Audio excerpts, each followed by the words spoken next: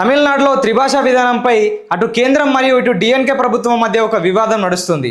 హిందీ భాషను తమపై బలవంతంగా రుద్దే ప్రయత్నం చేస్తున్నారంటూ సీఎం స్టాలిన్తో పాటు డిఎన్కే పార్టీ కూడా ఆరోపిస్తుంది. జాతీయ విద్యా విధానంలో భాగంగా హిందీని తమపై బలవంతంగా ప్రయోగిస్తున్నారంటూ తమిళ పార్టీలు మండిపడుతున్నాయి.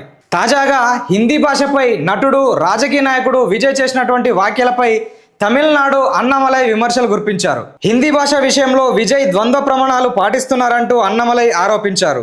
విజయ్ని సోదరుడిగా పిలిచే అన్నమలై విజయ్ పాఠశాల, విజయ్ విద్యాశ్రమంలో 3 భాషల విధానాన్ని ఎందుకు అనుసరిస్తున్నారంటూ ప్రశ్నించారు. బయట మాత్రం ఆయన విజయ్ పార్టీ అయిన టీవీకే 2 భాషల వ్యవస్థ కోసం మాట్లాడుతోందని, ఇది ఆయన పార్టీ ద్వంద్వ ప్రమాణాలు అంటూ అన్నమలై మండిపడ్డారు. இரண்டாவது ஆண்டு துவக்கத்தில் விழா நடந்திருக்கு. சகோதரர் விஜய் அவர்கள் பேசும் பொழுது மத்திய அரசு மாநில அரசு ரெண்டையும் குறை சொல்லியிருக்கிறாங்க. வாட் ப்ரோ, ஒய் ப்ரோ, ஏன் ப்ரோ, நீங்கள் உங்களுக்குள்ள எல்கேஜி பசங்க மாதிரி சண்டை போட்டுக்கிறீங்க. நான் விஜய் அவர்கள் கேட்குறேன், practice what you preach bro, why bro telling lies. విజయ్కి నేను ఒకటి చెప్పాలనుకుంటున్నాను. నువ్వు బోధించేది ఆచరించు బ్రో. ఎందుకు అబద్ధాలు చెప్తున్నారు? మీరు నడుపుతున్న విజయ్ విద్యాశ్రమ పాఠశాలలో 3 భాషలు ఉన్నాయి, కానీ మీ పార్టీ కార్యకర్తల పిల్లలు మాత్రం 2 భాషల్లో చదువుకోవాలా అంటూ కోయంబత్తూరులో జరిగిన ఒక సభలో అన్నమలై అన్నారు.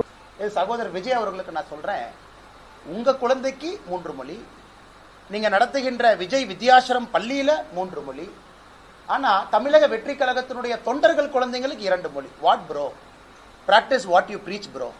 அதாவது சொன்னதை நீங்க என்ன வாழ்க்கையில் நடந்துக்கிறீங்களோ அதே மாதிரி செய்யுங்க బ్రో அப்படின்னு విజయ్ அவர்களுக்கு. అంతకుముందు త్రిభాషా విధానం, హిందీపై నటుడు విజయ్ విమర్శలు గుర్పించారు. టీవీకే మొదటి వార్షికోత్సవ కార్యక్రమంలో కేంద్ర రాష్ట్ర ప్రభుత్వాలను విమర్శించారు.